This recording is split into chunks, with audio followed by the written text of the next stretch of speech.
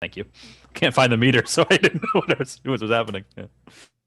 That's awesome. I'm super excited that Andy and Sherman are talking to each other. That's going to mean a lot for a lot of us as far as what's possible.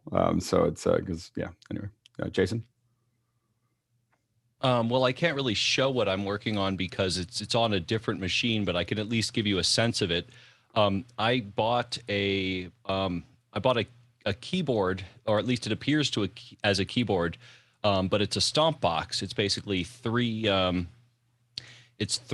pedals on the floor, and what I want to do is use it for that, basically to be able to switch between the two. I have to install the .NET framework, so I'm working on programming it in Windows so that I can plug it in and it'll appear properly as a Mac keyboard.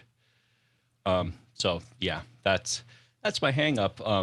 This machine, the one that I use for this, is in production, so I can't mess with this one, but this one is where I'm playing. There you go. Any luck with your two Stream Deck button system?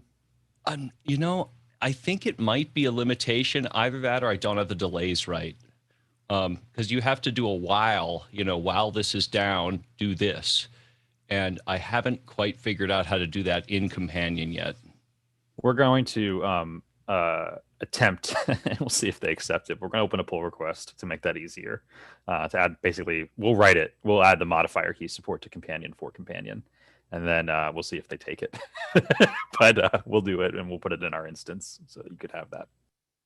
I think we've got some questions stacking up. Bill, do you want to jump into the questions? Absolutely. We are stacking up some questions. Mark Hadley of Seattle has our first one. Is it possible to set up a VPN to be used as a back channel for ZoomOSC without routing all the video through the VPN?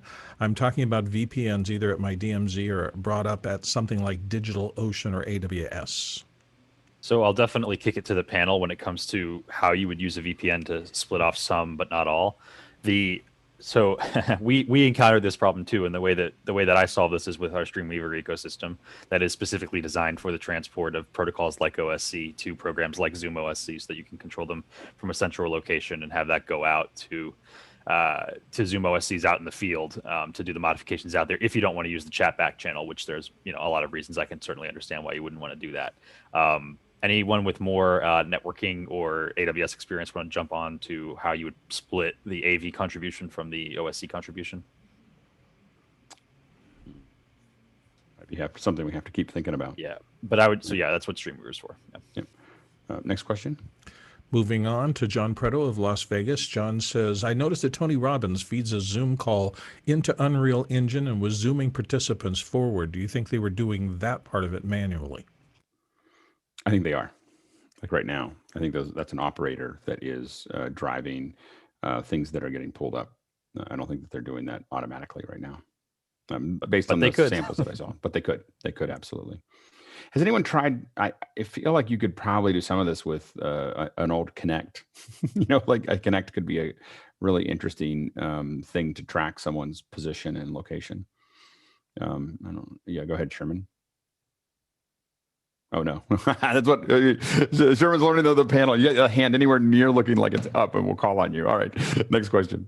Moving on to Hasmuk, our friend from Cape Town, South Africa. Andy, when you create your YouTube videos, do you use only Windows or do you mix that with Mac OS? First, I want to call out Hasmuk for being an absolute champ on trying things out and giving us really good feedback. So thank you so much for your patience and going through that process and trying to figure it out.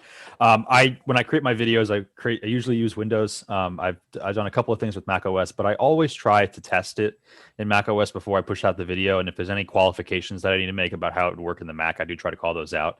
And as I get it some more time, as we shift out of certain phases of things that we're in, I'll try to show more Mac integrations. The thing with the Mac is that it really exceeds at doing the gallery-based workflows, the gallery tracking, gallery shape, things like that.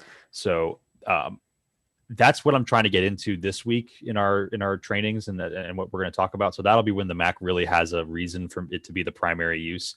I also at this time only have access to a 2012 MacBook Air. That is what I test ZoomOSC on Mac. I have a Hackintosh that I'm waiting for the motherboard to come in for, and then that'll be up this week. So I'll have a new system that'll make it easier for me to do these records and things like that. And I'll try to be more equitable with operating systems as I go forward. Next question. TJ Asher from the panel in Minneapolis says, pending the TrueBit Focus companion integration, is there a way to get feedback on a companion button to know if my mic is live or not? So what we did with the companion integration was create the link between OSC inputs and dynamic variables. So I don't think that existed previous. So you might find it challenging to do that. What I will say is if you haven't seen it yet, the integration is available. It's not in the main build of companion, but it's on the nightly builds. And that particular feature tends to work pretty well. So you might save yourself the trouble and grab that copy. Just make sure to back up your profiles before you do so, and then you'll have those available. Next question. And TJ actually has a follow-on. Any update on the companion integration? Have they gotten their testing done yet to allow ZoomOSC into the main build? So yes and yes. So the update on the companion integration is that we are now in the main companion builds. Companion, as you know, is they have two things in development right now. They have the next point update on version 2, and then they have version 3. And they haven't given a timeline for the release of either. So when you go to download companion, we won't be on the big red download button. That's the current stable build. We are currently in every nightly build though. So you can grab it there. And we had a great session, and thank you to all of you who came yesterday to talk to myself and the other developers at Liminal about the companion integration, what was working for you, what wasn't working for you, what things we need to add, what things we don't need to worry about so much. That was gold, and I'm going to try to do that at least every 2 weeks to keep it on track so that it's very, very tuned for what you're trying to do. So I expect if you give us another week and a half, all of those pieces of feedback we received should be addressed. It wasn't anything earth-shattering. It was just quality of life things that I think we can knock out. It's just a good quantity of them. Great. Feeling good. Next question. Tim Nelson in London wonders if you've had any response from vMix about your proposal that they implement a new feature to support ZoomOSC integration. So I just posted into Mukana the forum post that is in reference here. I haven't heard anything back from them directly. If you haven't already, please do go check out the forum I just put in Mukana and leave a +1 in the comment section. What we're talking about here is basically adding OSC support to the vMix activator system. Activators right now only work with MIDI, and that requires you to have a program that then converts MIDI into OSC. It works, but it's just a little, it lacks the elegance and the complexity of something that you could do if you had direct OSC output. And I try to be very specific in describing what I'm looking for there.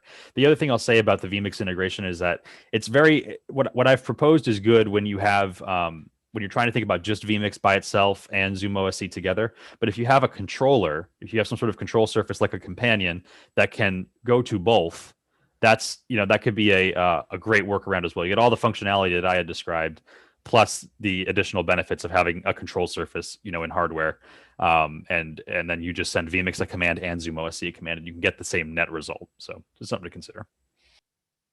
Next question. Dirk Brewer in Guatemala is up next with, hi, Andy. Last week you talked that you had a new version in the oven. When's it planned to be ready?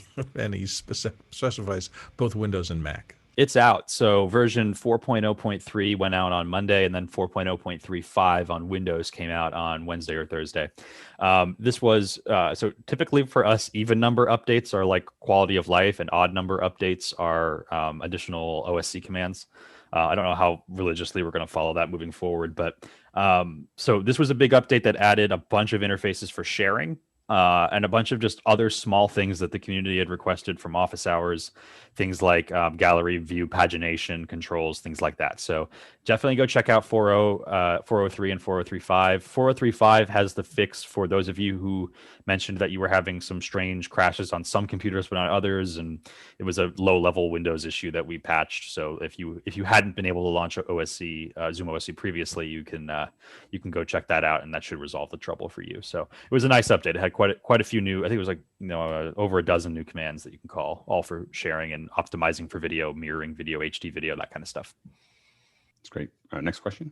Jan Landy from Las Vegas for us. BitFocus completely disappeared from my Stream Deck after I downloaded your Stream Deck package. How do I get it back? Note, it is visible in the BitFocus webpage, just not on the Stream Deck. You can grab from your backup profiles. You should be able to flash those in if you have those. You might also have to repair your connection to your physical Stream Deck. You might have to say under the connections page to address your Stream Deck again, because it doesn't. This is basically a separate program for all intents and purposes on your system. It's a separate installation. TJ? I've also had a similar issue where I've had to start Stream Deck software first and then start Companion second if I'm running both at the same time. Thank you. Next question. Mike Johnson in Mesa, probably Arizona, says, is there a way to assign a specific person a target? Is there a way to assign a specific person a specific target ID without having to load the list? So you can, one feature that's sort of niche that we don't talk about a lot is specifically designed for this. And that is when you call the load command, you can actually pass usernames. And what it will do is it will assign in the order of those usernames, it will assign target IDs to those people to assign a specific user with a specific target ID. It's not the most common thing. So definitely try it out and let me know if it's working for the specific use case that you're trying to make it work for. But that's the intention, is that you can load via OSC on the fly. The other ways of doing it aren't necessarily specific, but they would be not requiring a load from disk. That's the update command or the include command. Update calls Zoom's API, says, hey, who's in the call? Give everyone a target ID. And then include says, okay, we have a certain subset of people who have target IDs already. Let's see who's new and start adding target IDs to the end of the list. So you keep your data solid, and then you add new dynamic data as it goes forward. So those are your options, but load with OSC arguments of usernames is the way to do exactly what you asked for. Next question. Alan Scott, New Brunswick, Canada, says, is multi-pinning by participants turned off for this meeting? Is there a way for a non-co-host to see meeting settings that affect their use of ZoomOSC in someone else's meeting? Multi-pinning is so strange in Zoom itself. It is a permission that co-hosts get, and it also has to be manually assigned by hosts and co-hosts to non-host and co-host participants. I don't understand why this is. Maybe if somebody has a use case for why you would want to restrict pinning from an individual, or restrict multi-pinning but not regular pinning. It seems like all pinning controls should just be local to me, so it shouldn't matter that the host lets me adjust my own view or not if I can already change my pin. But for some reason, that specific feature is not something that you can do unless you manually assign multi-pinning privileges as the host of the meeting. So if you just hopped into this call and you're trying to call your multi-pin commands, they're probably not working because you either aren't a co-host or you haven't had the host of the meeting go in and explicitly give you multi-pinning permission. It's very strange. I would like to underline that only 16 people have voted up the vMix connection, and there's 100 people here. So it is a pain. The login for vMix's forum is a pain in the neck, but I would highly recommend it. Just yeah, and then you got to make a comment, because there's the heart, but what they actually look at is the comment, the number of comments on the feed. So that's where you want to, what you want to hit. Yeah, got it. Next question. JJ McKenna, Santa Venetia, California, says, why does my ZoomOSC instance die during office hours but not during other meetings? And he notes, tested it on the newest build this morning with the same negative results. By died, do we mean like it's crashing out of the call? Yeah. So does it happen to happen when you open up a chat window or something like that, or is it just immediately? And is it Mac OS or Windows? Windows. Okay. I'll probably reach out to you separately and try to get an understanding of that, because it's something system specific, because we've got a bunch of Windows ZoomOSCs up here, so it's something particular about different machines. Yeah, not just one machine. You have multiple machines doing it. Yep. Are they identical hardware, or are they at the same time? Well, they're Windows boxes. They're no, the Lenovo's and blah blah blah. But yeah, if offline, but it's the exact same time. That's what I was wondering, if there's someone in the meeting that's pushing the command, and it's only during the office hours. Pre-show, it's fine. Post-show, it's fine. It's during the office hours meeting that I'm wondering if it's because that's a webinar. If there's some kind of send command that's sending to, and I thought perhaps it was the build. So I downloaded the newest build last night, prepping for today to make sure that it was stable, and it broke again. That's fascinating. I'll definitely follow up on that. I suspect that what it is it's something in the remote control system that's seeing a remote control formatted command and it's crashing it out. I'd be interested in trying to dive into that more. I'm very particular about crashes. I take those quite seriously, so I want to figure out what's going on there. Next question. Frank Haney in Ottawa, Canada says, is there a mechanism in place for ZoomOSC users to share their creations or configs with the rest of the ZoomOSC community outside of office hours? If someone creates something useful or great, where can I find or download it? So we have a public Slack group. It's Liminal Power users, and that's exactly where that's for. There's a showcase section where you can paste in whatever it is you're working on, and sometimes we'll reach out to you and ask if we can feature that in our own work highlights. Kala, who's from our team, is actually on this call now, and reaches out to folks and asks for your permission to push that in the newsletter on our website. So we definitely love to see use cases there. Next question. Mike Johnson, Mesa, Arizona, again, ZoomOSC to remotely turn, using ZoomOSC to remotely turn on cameras. It brings up a window asking the participant to turn it on now or later. Is there a way not to have that notification pop up? So there's a couple different ways to turn on or off somebody's camera in ZoomOSC. The way to do it that's through the API call is requesting video on, and that draws the pop-up. Now, any ZoomOSC will immediately accept a request for permission to do something. It will still draw the window. And that's just the way that Zoom's SDK is. I need to find out a way to block that from being drawn, but it's not something I have the keys for at this moment. The other way to do it is through chat macros. So if you type #/Zoom/me/video on and you DM that to the ZoomOSC instance, it won't draw the window. It'll just turn the video on. So that's the other way to do it. The chat macros. Next question. Mike Johnson of Mesa. Mike's got 3 in a row here. And this second one is, what's the best delay time to avoid warnings when sending multiple commands to ZoomOSC? Depends on how many commands we're dealing with. The warnings that you get, those are basically us telling you that Zoom's API says these are coming in too fast. We still queue them up, though. So we still send them through and we get them through. We basically have worked out the system where we are able to detect when the API says we're going too fast and slow ourselves down and queue up your commands and basically pace them out dynamically. Because it's a very peculiar system. It's not like there's like every 50 milliseconds you can call the API.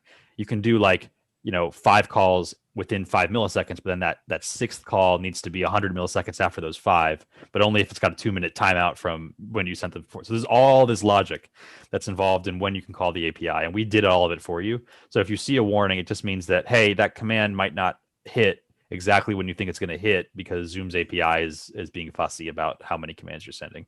I would say if you put about 10 milliseconds between every call, that's generally good enough to get around it. It's not perfect, but it can do a pretty good job. Next question. Moving to Mike Johnson of Mesa again for the last one. For me, remotely turning the camera on and off works fine, and I can remotely mute, but I can't unmute. Is this ZoomOSC to ZoomOSC? Is there something I'm missing to make that work? Can't unmute. So is this with the remote control system through the chat macros? I know, Mike, you're here. Do you mind giving me a little more detail? And Mike, I think if you raise your Zoom hand, if you are here, it'll push you to the front page. Okay. Mike must not be here. There we go. Oh, there we go. Hello? Yep. There we go. Cool. Yeah, so this is with ZoomOSC to ZoomOSC, and yeah, I'm just doing the just asking to unmute just with the regular parameters. With the user action, yeah. So you typed in like user name, unmute, and it's just not doing the unmute one. Correct. I'll look into that. It's possible. The best diagnostic is to look at the actual chat log and see what command is being sent there, and if that is somehow mutated from what you were expecting it to do, it goes through and it'll request it of the other person, but it doesn't do. ZoomOSC doesn't accept it automatically. The person has to manually select to unmute. Okay, I'll look into that and see. Those permissions are handled by Zoom, and we try to work around them. So if they change, we have to change. So I'll look into that and see if I can't repeat that on my end, and I'll let you know. Cool. Next question. Jason Bache in the panel from Albuquerque, New Mexico. Am I the only one who's using Text Expander to simplify typing ZoomOSC into Companion?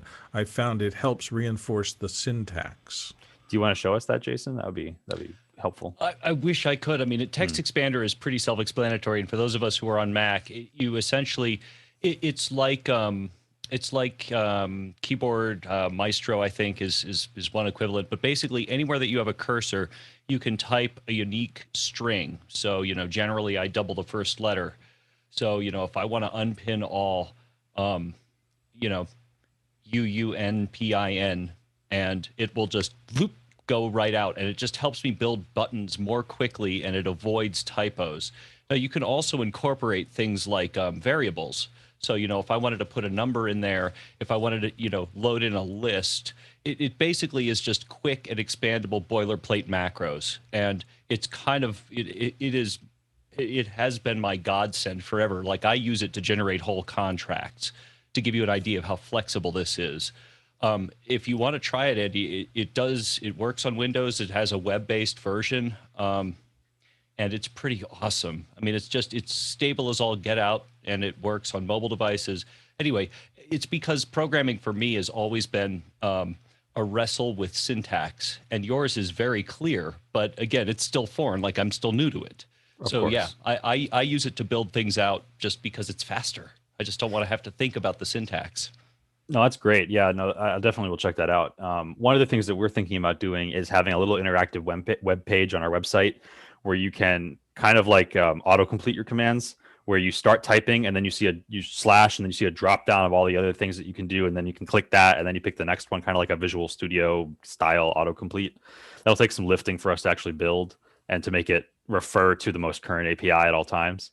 But I think a little tool like that would help. I think what you're doing, Jason, is great because that's really efficient for when you don't want to go to our site every time. For example, if you wanted to, it's not just building it, it's maintaining it. I believe that Text Expander could take something like an XML, and that way you can just, keep your API in an XML and then just, tell Text Expander to load from that list. That way, when you make a change, it's just updated.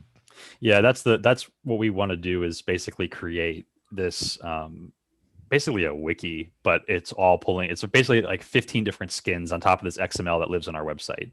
So you can go explore it as a wiki, you can go explore it as a manual, you can go explore it as an auto-completing element, you can pull foreign applications to go grab it and pull it down, and do exactly what you just described. So that's something that we need to work it out on our web backend. There's just only so many hands that can write code here. So, but it's definitely, yeah. By the way, questions are running a little low, so just giving you guys fair warning. And once the questions run out, we thank Andy, and then we come back next week. So if you've got questions, go ahead and throw them in there. All right, next question. Yeah, remember, Andy's burn rate through the questions is very robust. Yes, exactly. He moves through them quickly. David Brady in New York says, one of the struggles in getting this motion controller working is the concept of decimation.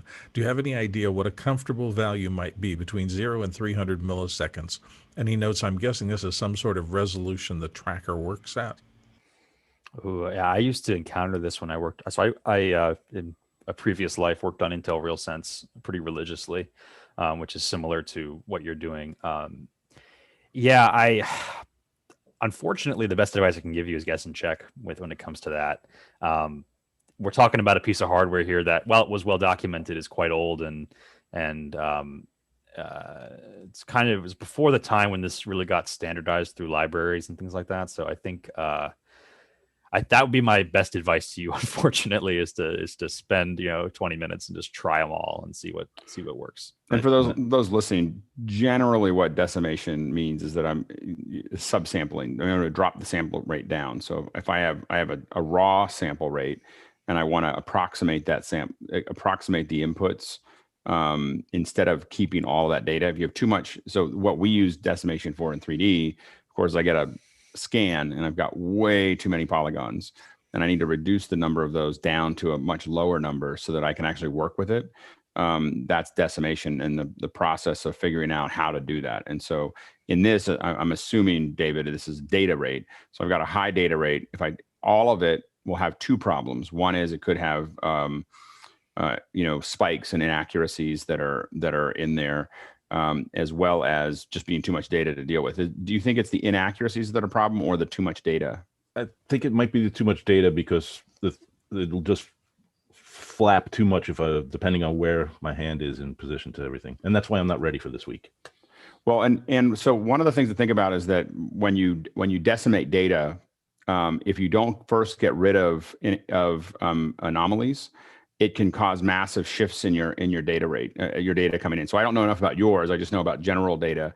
So one of the things for instance, if we were decimating motion capture data, which is actually probably not that much different, the first thing that we would do is do what's called a Butterworth filter, which is just a standard mathematical filter that's going to do a average of the data across it. And so if you do a Butterworth style filter, if you just do a search for Butterworth, you'll see what the math is on that. But a Butterworth style filter and then decimate it, what it's going to do is it's going to pull your spikes out, and then it's going to decimate it. So because if it's going across and if it's not grabbing a group to average correctly, one spike can pull that sample way off if it's just decimating, because it's going to randomly grab the wrong one. So you can't just grab. The problem you really get into with data is that you can't grab just every fourth one or every fifth one, which is the way a lot of these work. So the decimation is a very slow, a very crude decimation.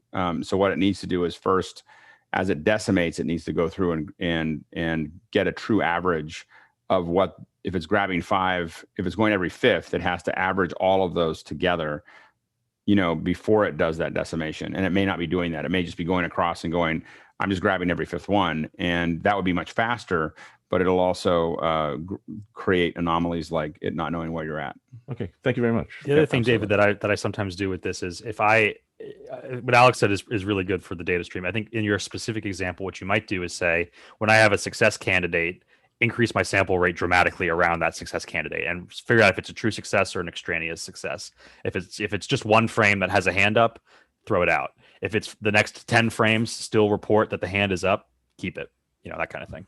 Yeah, I got another week to get through this. Awesome. Can't wait to see it. Yeah, it's next cool. question. Jan Landy's up next from Las Vegas. Can you please give us the link to your link to the companion integration? And do I need to upgrade this every night? So no, you don't need to upgrade it every night. The companion integration comes from I'm assuming you're talking about the instance. It's coming from the nightly builds from Companion's website. I don't have it in front of me, but I can, if somebody could grab that, you go to the builds and then you hit the more builds, and then it's all of the nightly builds with the comments on it. And that you just grab any one that is after the release note that says ZoomOSC added, and all of those will have our instance in it. And you don't need to keep it up to date. Next question. Brian Henry of Boulder City, Colorado, I presume, using the companion integration available in the nightly builds, the pin feedback worked beautifully. I did notice that having add gallery view was critical to get feedback working properly. So what feedback is available for commands other than pin, spotlight, audio, and video? Raised hand. Gosh, there's a whole, I'll generalize the question a little bit because there's quite a few.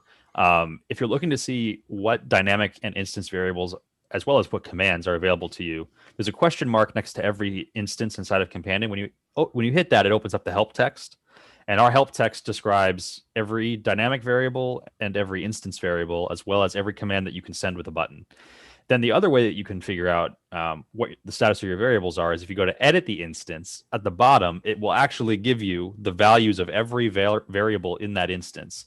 So you can literally see exactly what variable can you insert and what is its present value based on what the Zoom call is doing. So it's a great debugging interface.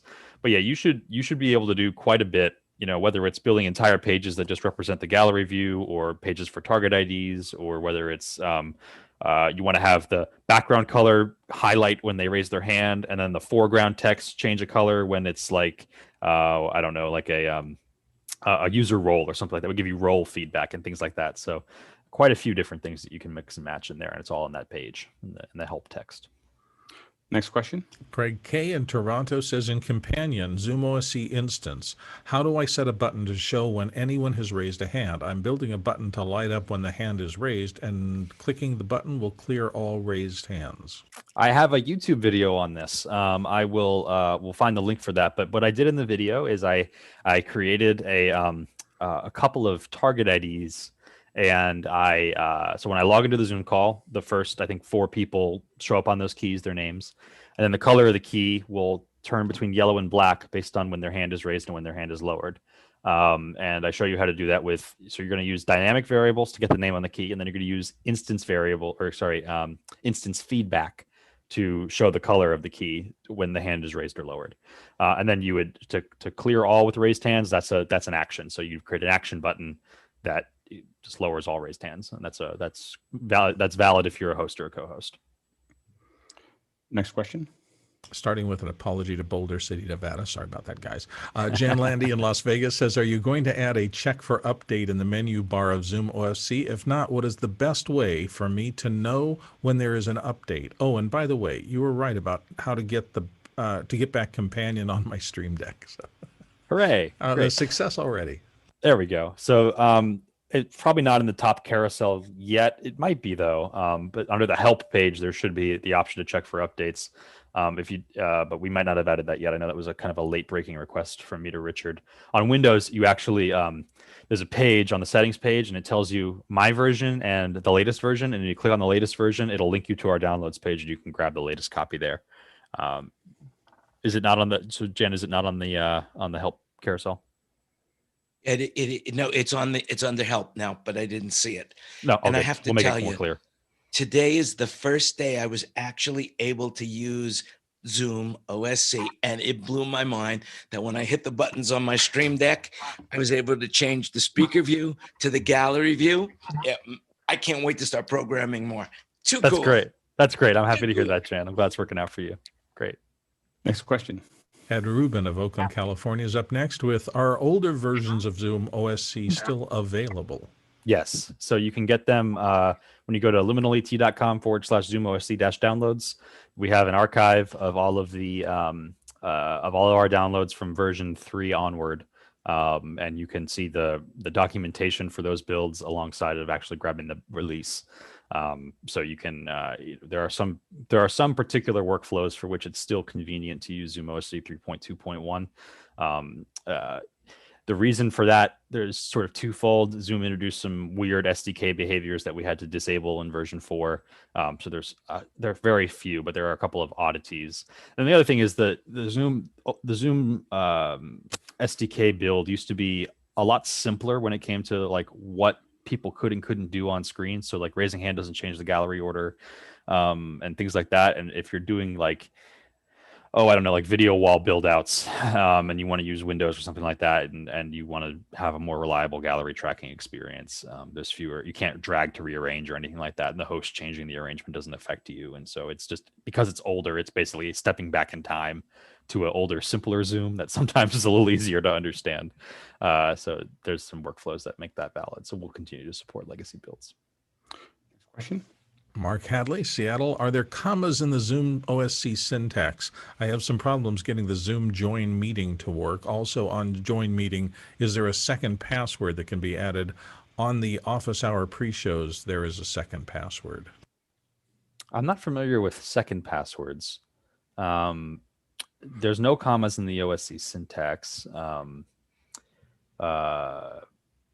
So I'm not exactly sure. The join, are you on Mac OS or are you on Windows for that? Mark, are you here in the panel? If so, raise your Zoom hand and you'll pop up to the front screen. Well, if Mark's not here for the group, the general solution to this is you pass them all as strings, and that seems kind of counterintuitive. Like, why would I put a meeting number in strings? Well, it's because it's larger than the maximum integer. It's beyond max int, so it overflows. So we ask you to pass the username and the ID and the password all as strings to us, so that we can match them more easily. Zoom internally handles them as strings anyway. They don't use any letters or anything alphanumeric, but or anything in the alphabet, but they could in theory. So we use it as a string.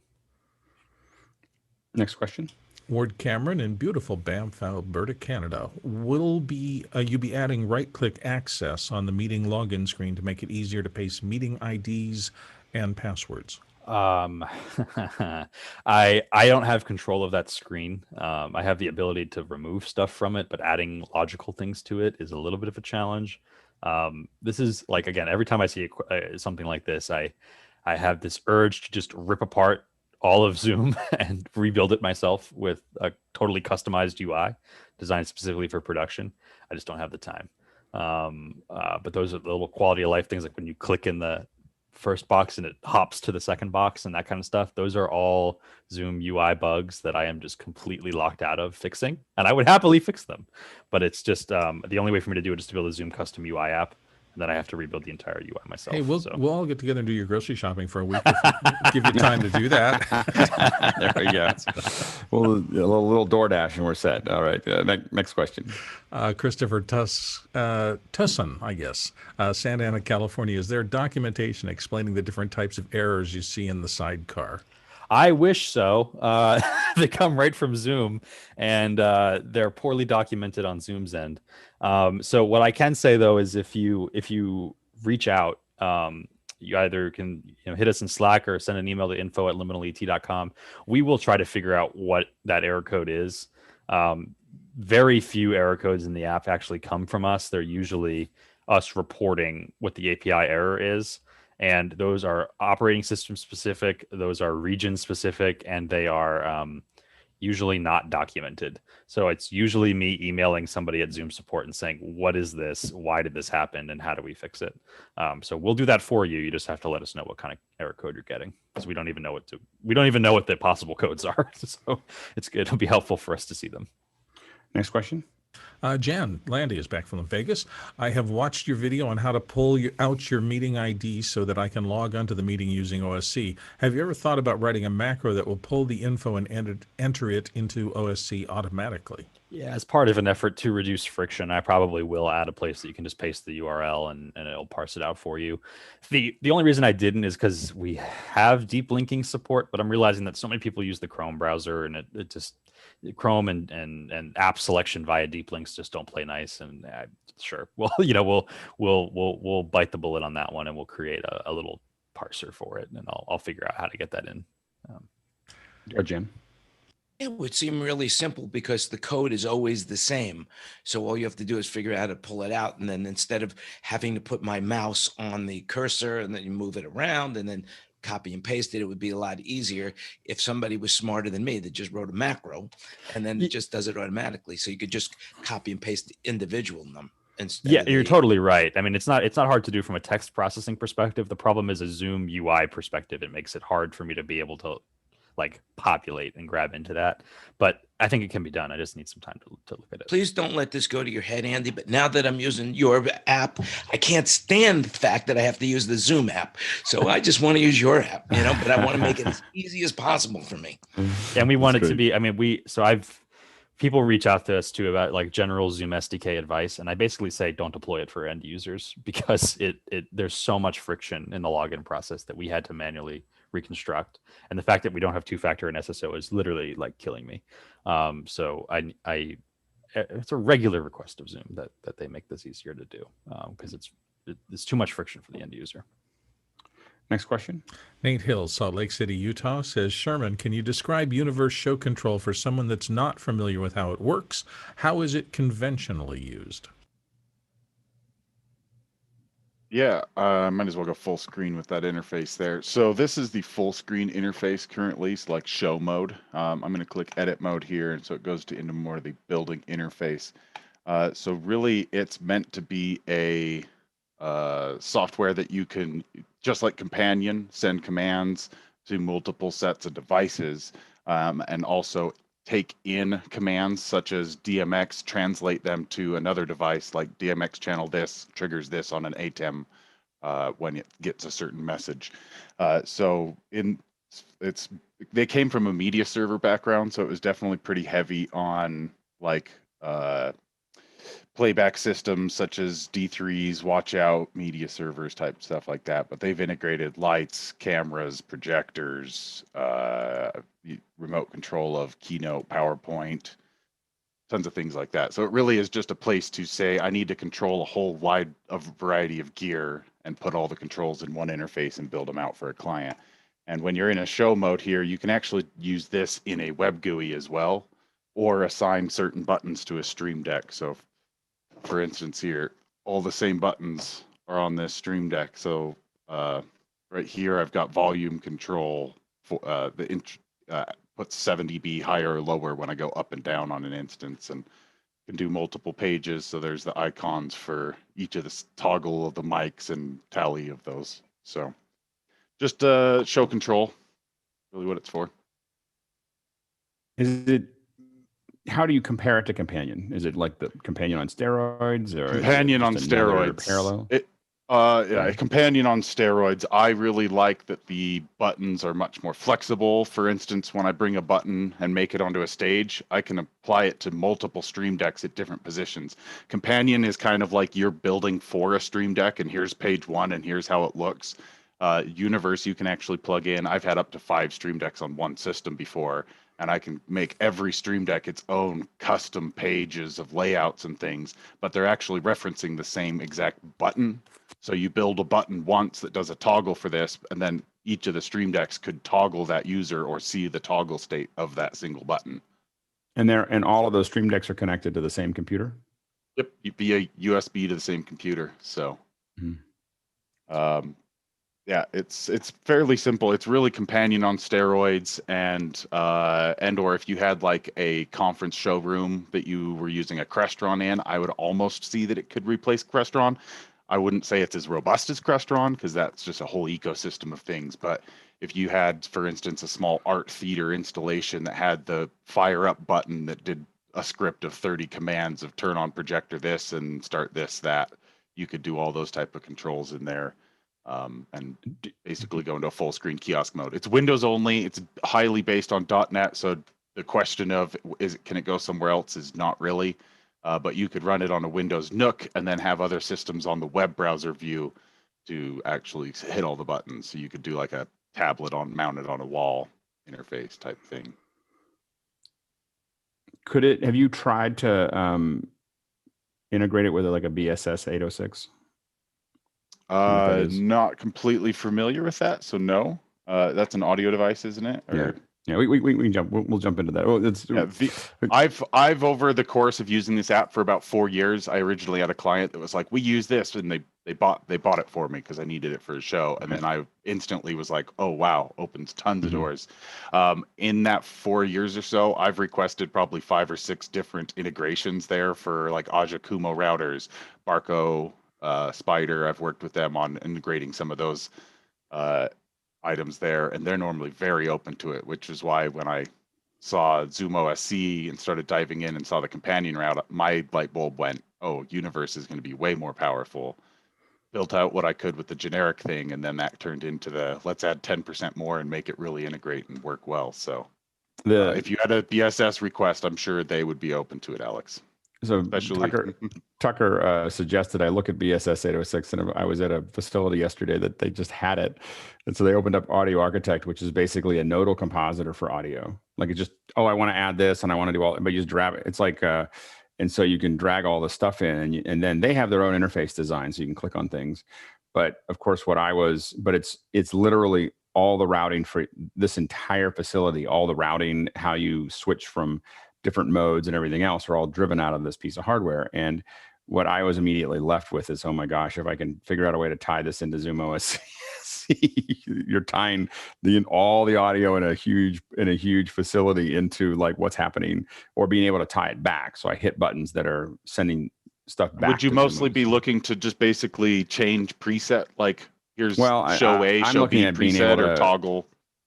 Yeah, I'm looking at the idea of just being able to reroute all those things. So for instance, one of the things that I might want to be able to do is, I want to have a two-way conversation between someone in Zoom and someone there. When I click on them in ZoomOSC, I want it to open the mic. Like I can hit something where I want you to open the mic on the stage and route that to, so I make it like everyone is watching, and suddenly I want to click to an interaction, and I click on it.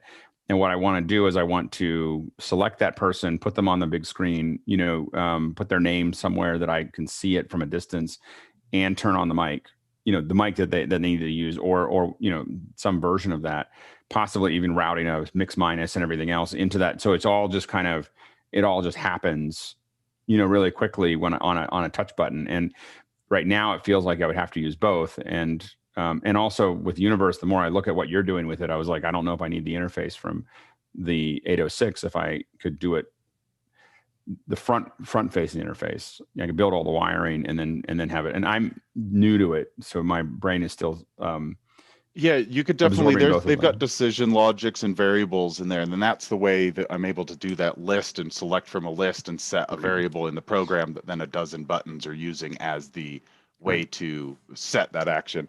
And you could easily do that with some type of logic of like, if user 1 selected in Zoom, also consider that to be user 1 on, or audio channel 1 on your BSS, and then do some logic there of switching those type of things. As long as it was like more of a one-to-one patching type thing, I think it would be able to be pretty easily set up and dynamic enough that you could go from show to show and not have to do many changes. And likely, I would assume BSS has some type of remote control profile that would be like a SSH or installation TCP hardware type thing. It's got to have So, I something. mean, if you could figure out the TCP commands for that, you could just send them over generic TCP rather than integrating a device.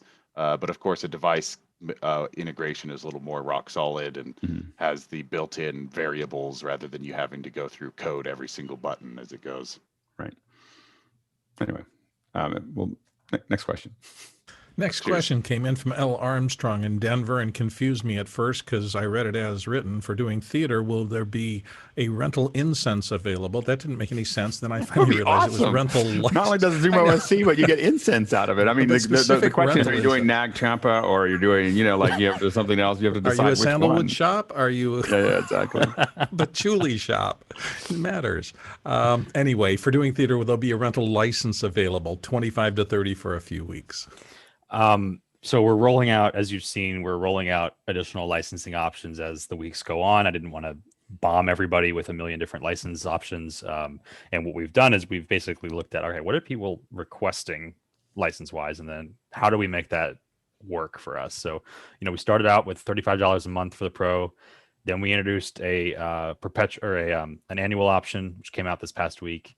Then we've talked about, we opened up an enterprise route for embedded systems for perpetual use in some cases, things like that. So right now, the best thing to do, L, is to reach out to info@liminalet.com.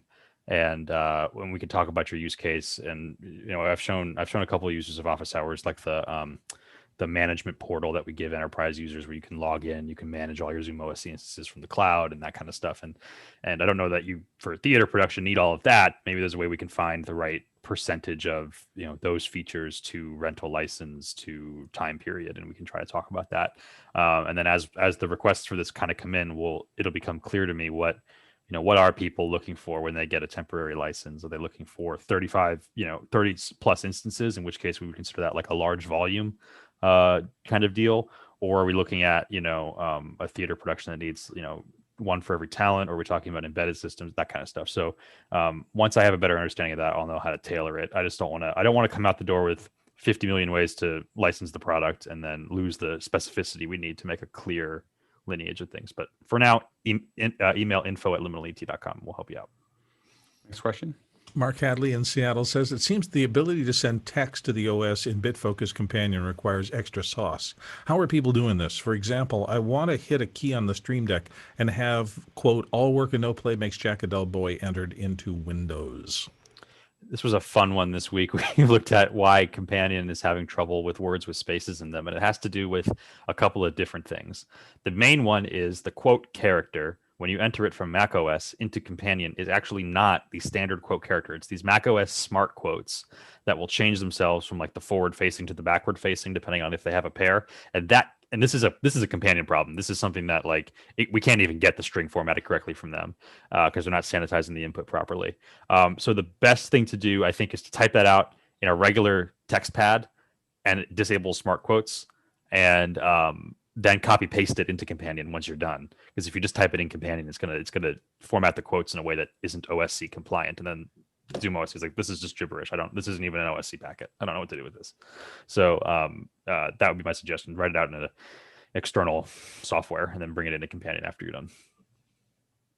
Next question. But curly quotes look so nice. Brian Henry in Boulder City says, is deep linking available for use yet?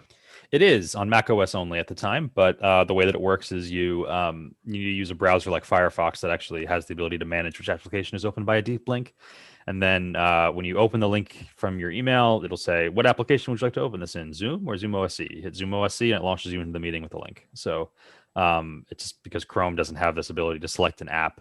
I'm sure that, I'm sure there's a plugin for it in Chrome. I haven't seen it, but I'm sure it's there. But it's the lowest friction way to do it is in like Firefox, where you can it'll prompt you to select the app once it knows ZoomOSC is installed. Next question. David Brady of New York City, actually New York doesn't say city. I don't see if a user action to grant local record privileges to participants. Am I missing something? Nope, we haven't added it in yet, but we can. It's one of those things where like I need to questions like this give me the feedback that I know that people are interested in having that option. So if record management is something that would be helpful, I'll happily put that on the board, and we'll try to get it in. That's a relatively simple one to do. We should be able to put that in a point update. Whether it's 404 or 405. 404 is coming pretty soon, like Monday, so I don't know. We'll squeeze it in by then, but probably for 405. I'll just say a lot of us who do video editing for a living are getting tremendous requests from Zoom clients to do all sorts of screen scraping and recording. So sure, yeah, big that'd be deal great. Now. Makes a lot of sense. So we'll put that in. Brian Henry, again in Boulder, Colorado. Is it possible to add the host code field to the only login page? Note, I meant the join only page. I should read from. Yeah, that's. I have to look into that. I don't know off the top of my head. It would be. Have to modify the UI, which is a challenge to do in Windows, but Mac OS is a little more easy. Host code though, that it might be a challenge, but we'll do our homework on it, and we'll let you know if we're able to add that in. Next question. Second to last current question, Jonas Dartel of Reutlingen, Germany is is your cloud portal for enterprise build yourself, or are you using a service for that? We're using a service. It's the same. It's a feature of our licensing service. So this allows you to see which devices are activated and get some information about the hardware, so that you can identify them, deactivate them remotely, manage things like that. So it's a feature of our licensing platform that we have just exposed to the end user, so that you can have your own little space to manage your activations. Next question. And we're at the end with Ward Cameron of Banff, Alberta. I'm having a similar problem to JJ, but it seems that as soon as I run the newest builds of Companion, ZoomOSC's sidecar crashes, taking the meeting down. JJ, do you also have Companion running when you do this, or is it just vanilla? Well, that's a lie. So on one of the yes, I have the meeting running on 4 different devices at once, and I have on one of the units I have Companion running. That also has the Zoom instance running ZoomOSC, but on both units that are running ZoomOSC, it takes down the meeting when and only when I'm in the office hours meeting. I think I know what it is. I haven't seen anywhere else. Like I've been running one. I think it's a buffer overflow when Companion boots up. I think it sends too many requests to ZoomOSC for the number of participants in the meeting, because the meeting, it has access to all that data, and it's probably clogging up some buffer, and it's causing a crash in the sidecar, and then it's taking down the main meeting when the sidecar crashes. One of the things we're adding in 404 is we're going to cut the log to only the last 100 messages, because we found that Companion pings so fast that it is flooding the log. And we're getting to like the thousands of messages way faster than I thought a reasonable meeting would. Like, I actually timed this out, and I was like, all right, how many? Like, I looked at the data. I'm like, all right, we're only getting, even in the largest of meetings, we're only throwing so many notifications per second. Like, we're never going to hit this number. And then Companion decided to ping every 10 milliseconds. I was like, okay, yeah, that'll do it. And that'll do it in a few minutes. And if you have a huge meeting, that's probably overflowing the buffer. So, yeah, we'll try to patch that in 404, and then I'll provide you builds, both JJ and Ward, and you let me know if that cleans it up for you. Otherwise, we'll keep digging. Next question. And the last one now is Christopher Tawason, I guess, Santa Ana, California. Going back to my question on error codes, have people built a workflow that takes error codes to automate their workflow? Is that possible? We'll give you a /ZoomOSC/error option. so that you can get the error via OSC as a notification that there's been a failure. We built that in. We just I don't think we exposed it. You might actually have it on Mac OS, but it might be like hidden or something like that. So that's a great suggestion. I think that makes a lot of sense. So we'll commit to doing it. We talked about it before, and we're like, oh, we just got distracted by so many other things that we didn't get around to it. But I see why you would want that. So we'll if Zoom API throws an error, we'll expose it as an OSC output, and we'll try to give you the error code or something like that as an OSC thing that you can match to. Do we have any other questions right now in the queue, Bill? No, we're cleared. Andy has crushed through them. Sherman, you had a comment, question? I just wanted to comment. I posted this in the chat, but just wanted to reiterate for those that might not be watching that. Universe does have a free ability to test. You can basically test for 5 minutes of sending messages, and then it'll close out the actual sending system, and you can keep building your interface, save it, and then reopen, and you have 5 minutes of testing again. So for those that don't want to buy, I suggest just trying it that way. I feel like you can get pretty far down that hole of building an interface, test it for 5 minutes, continue building, and see if it's something you like. We might approach them and see if we can do the same thing we're doing here with ZoomOSC. We just get them to do it for a month. Let us all play with it. Let us learn how to use it. Might be kind of a fun little project. Yeah, if nothing else for a we'll second be talking hour, with that'd them be great. soon. Yeah. Yeah. And if we want to go with showing off that more, I'm happy to go down that rabbit hole as well. So excellent.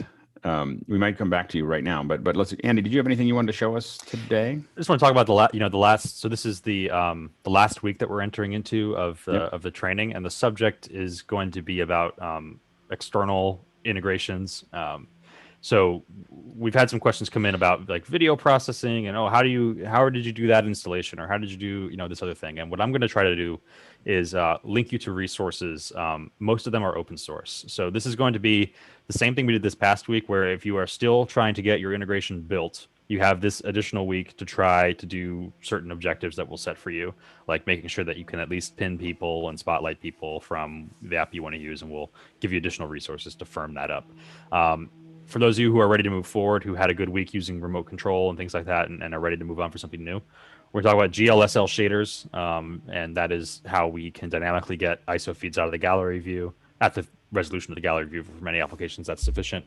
We're going to talk about work done by Joe Shea, Bernie Bernstein, Felipe Nardi, and I'll actually try to get them on for the last hour or the last session that we do, if that's all right with you, Alex. We'll try to bring them back in.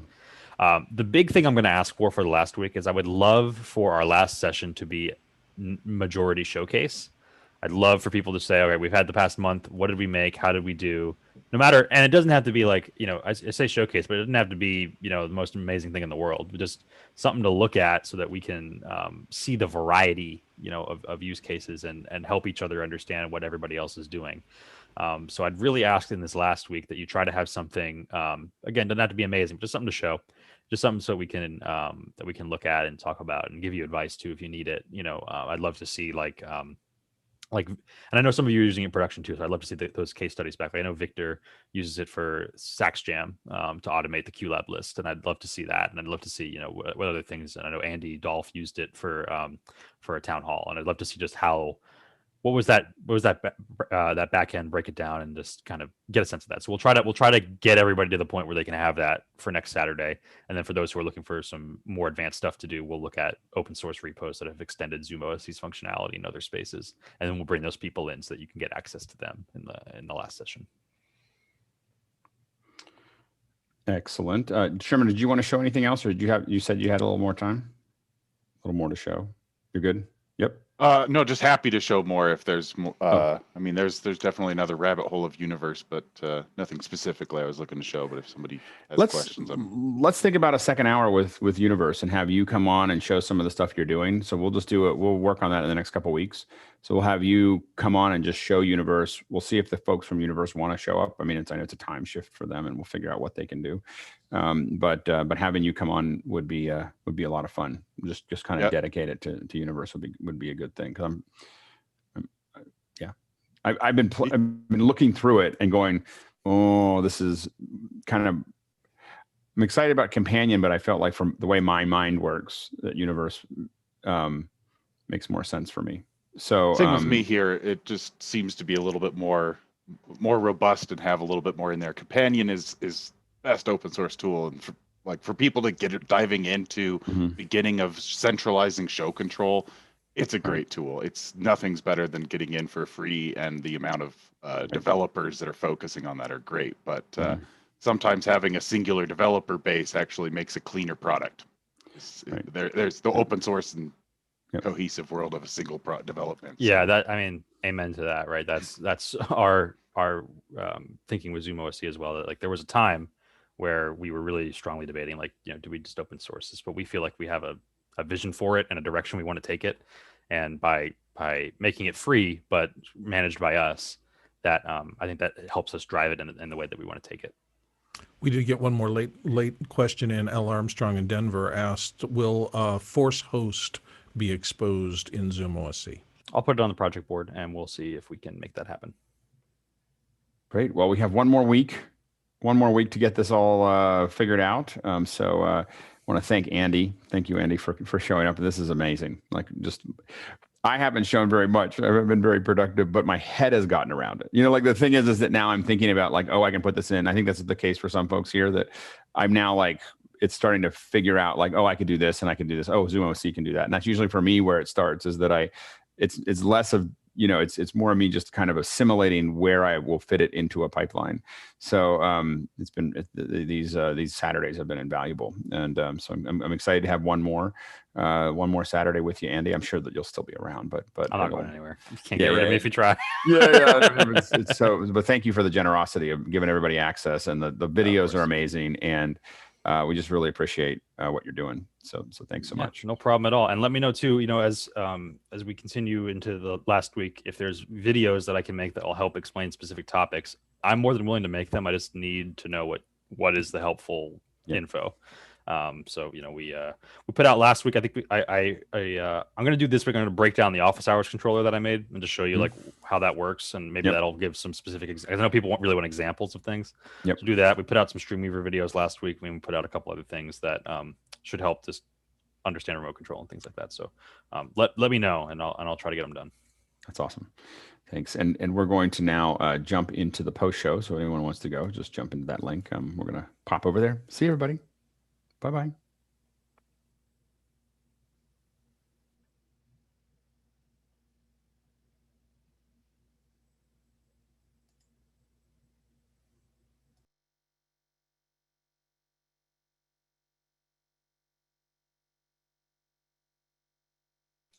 We got to leave this meeting to go into the other meeting. I think that's what it is, right, guys?